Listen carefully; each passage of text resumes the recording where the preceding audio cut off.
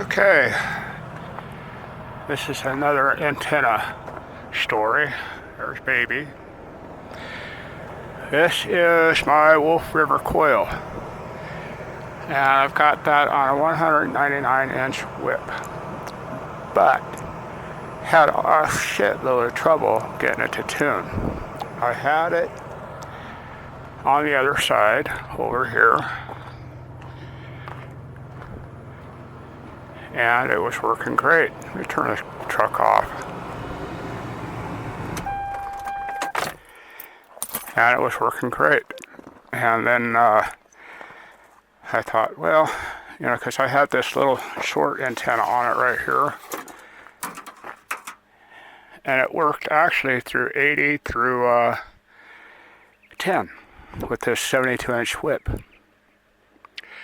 That was on the Wolf River coil. This whip is 72 inches. This one here is 90 inches. I have no idea why it's 90 inches, but it doesn't make it worth much. But anyhow, it is tuned right now to 40 meters between 40 or 7.2 and 7.3. Here is my readings on that, if you can see it through the glare. That's the SWR on it. What's my, and it says it's 50 ohms impedance.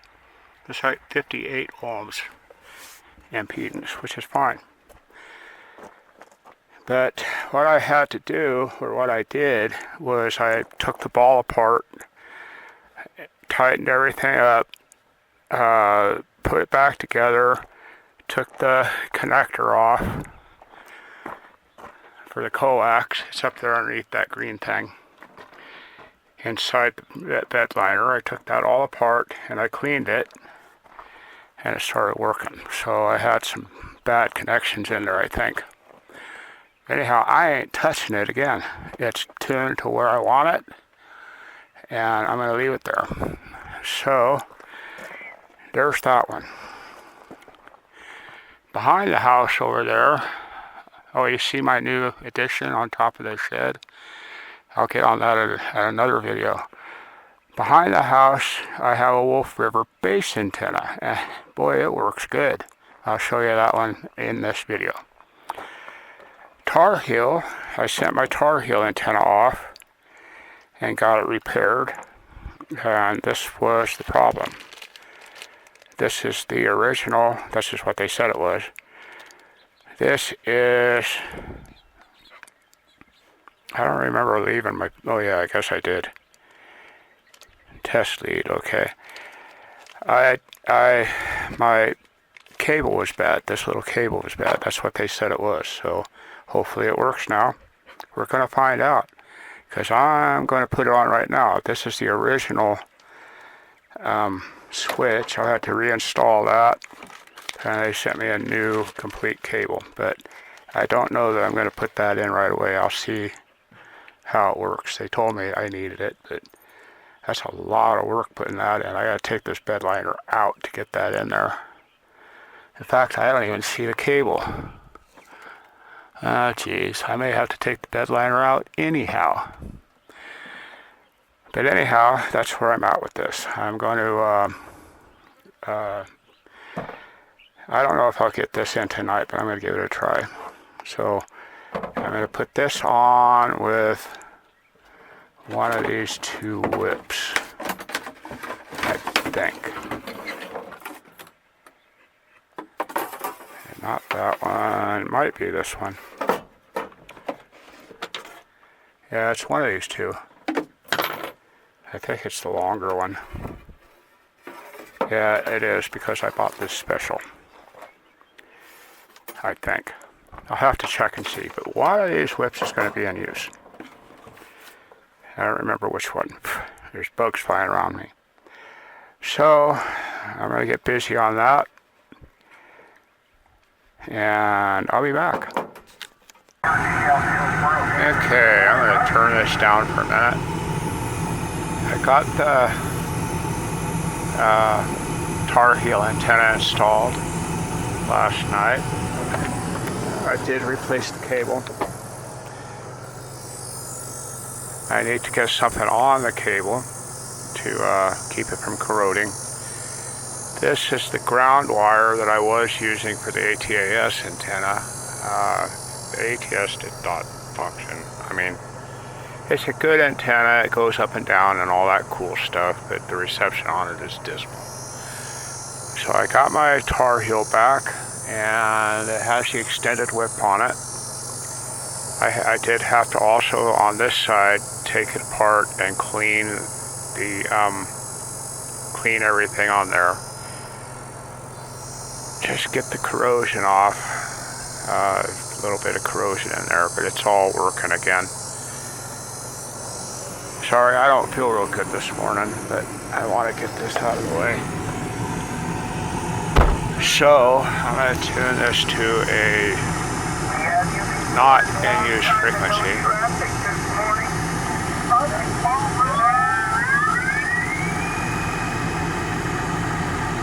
How about 143? And what I'm going to do is just show you the SWR. I'm currently on the Tarheel antenna. Kilo Juliet 7 Alpha Zulu. So the SWR is barely moving. I'm going to put it on the Wind River antenna. Kilo Juliet 7 Alpha Zulu. Slightly higher SWR. So let's put it back on this one.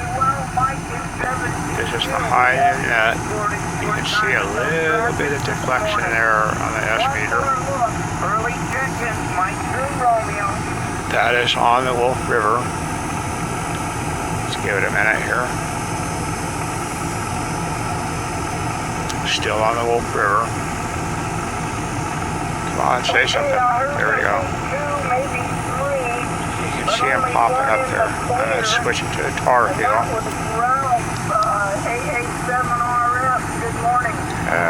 Might be about the same. It really depends on the signal, I think. Since 1 minute it'll be better, 1 minute it'll be worse. My air conditioner is going pretty hard, so I'm back on the Wolf River. Michael, any help? I guess the comment came in 0Q0. There is a double RL section traffic mess in progress. Unless you have traffic, if you could please stand by. Tarheel seems to be doing a little bit better than the Wolf River at the moment. I did contact my wife last night, WA6IFB. She's up in Colorado at the moment, poor girl. And she said the Wolf River sounded better than the Tarheel. So they both work, but I think I'm not going to probably touch the Wolf River because it is tuned for 40 meter, and I use this section of 40 meter a lot. The reception, or the SWR, was very flat from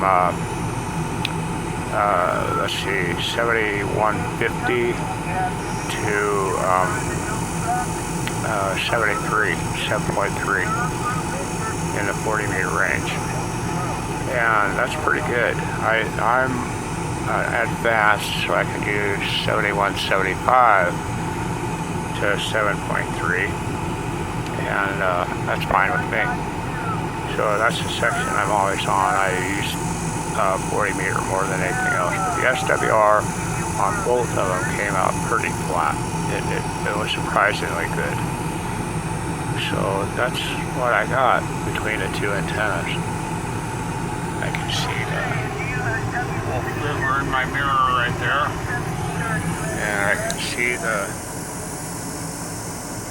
Tarheel in that mirror. I'm happy. They're both working. Tarheel cleaned the antenna thoroughly. They didn't find anything internally wrong. They said the whole problem was the pigtail. So let's go out back. Take you out back and show you the setup I have for the Tarheel in the backyard. I'll be back.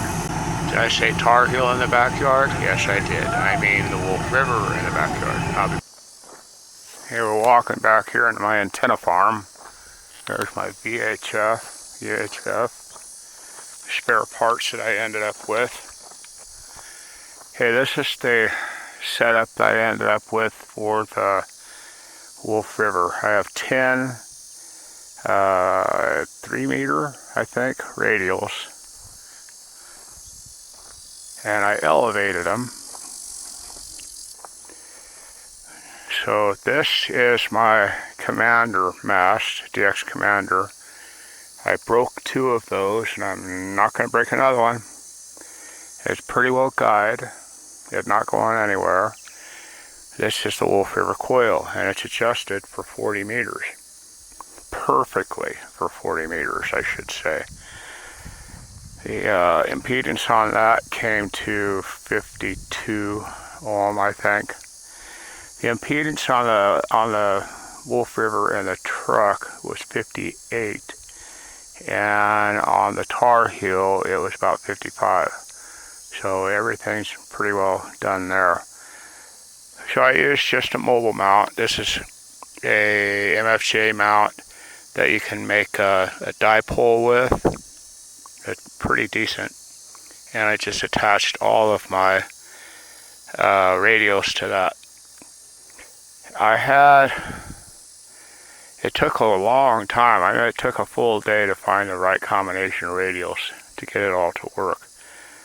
But it's very flat across much of the same range as the Tarheel and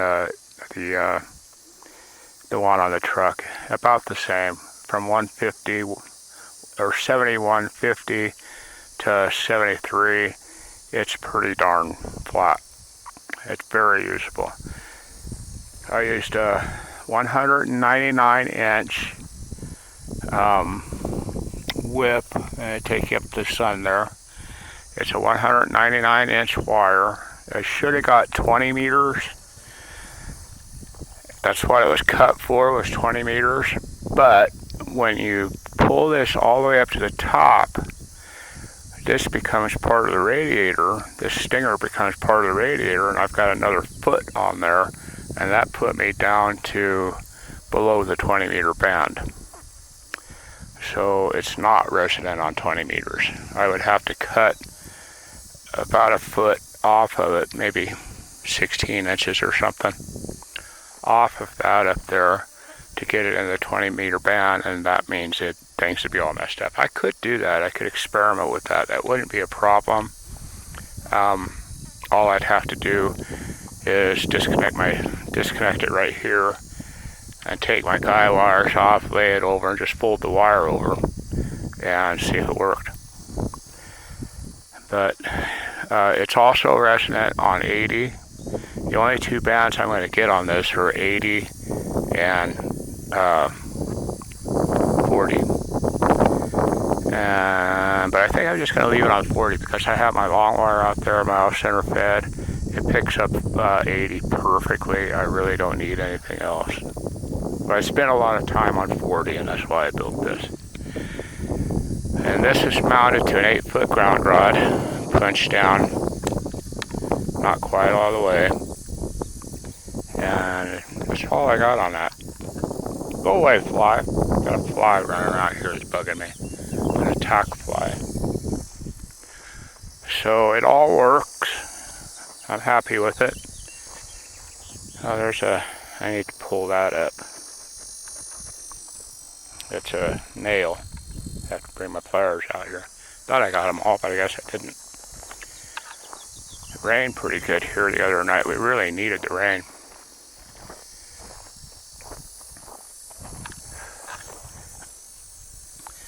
Here's my dead antenna pile.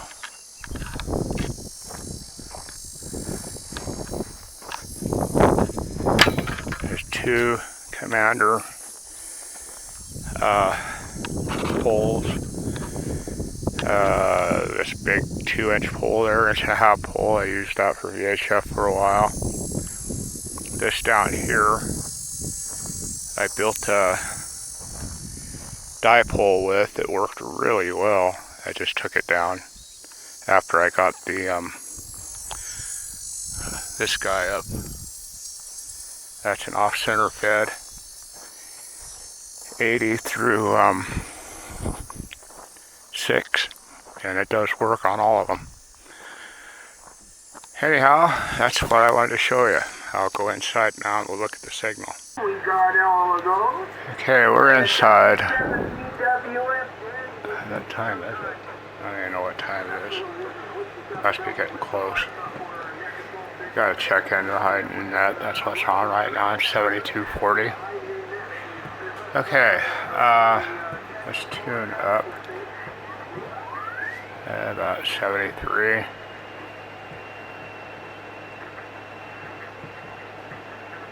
We are set on SWR. Kilo Juliet 7 Alpha Zulu. That's non-moving. And that was on the wire. Kilo Juliet 7 Alpha Zulu. And that was on the whip on the Wolf River. So let's go back to 7240. I can see the signals right here.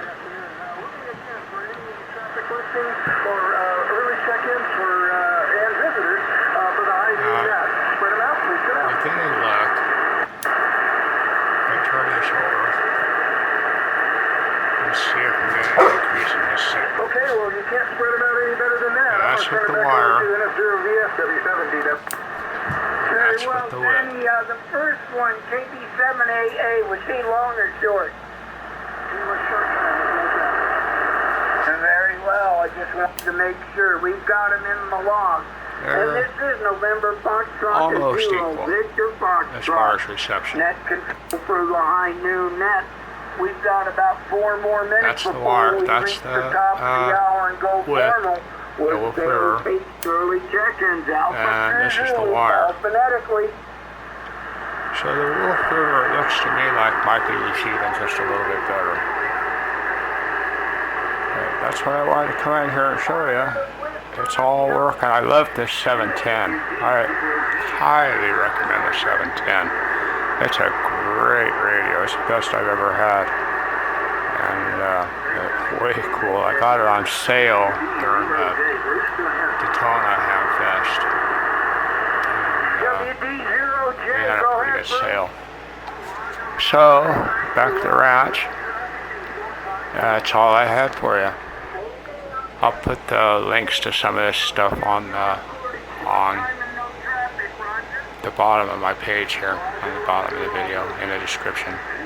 Have a good one. It's KJ783. What is my call sign? KJ7AZ. 73. I forgot something. Turn that down a little bit. You can see this line right here and these red lines that are equally spaced. And you can also see right here a line, and right here, and right here a line that are moving up and down and cruising up the channel, up the spectrum.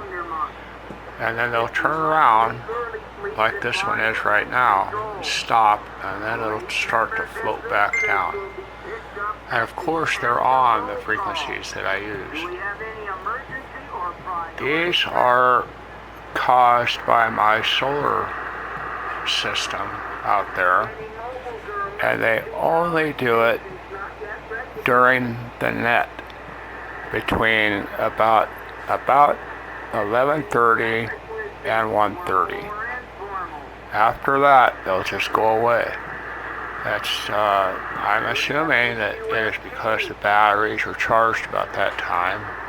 They don't do it any other time, but it's caused by my solar panel system. That's the only noise that I get, and the only time of day that I get that. It could be something else, I don't know. I've gone back there and I've turned a lot of stuff off and on. You see it turning around that back there and going back the other way pretty soon. That's interested in volunteering as an NCO. I messed up. Nothing heard. The solars. The You see it cruising down there. Figures 165. It gets annoying, especially on the Beehive net, because it's really loud about that time. 1.67. But I love this radio just because of the spectrum thing. It is so cool. And plus, this is the easiest radio I've ever had to use. It's awesome. Anyhow, 73 KJ 780.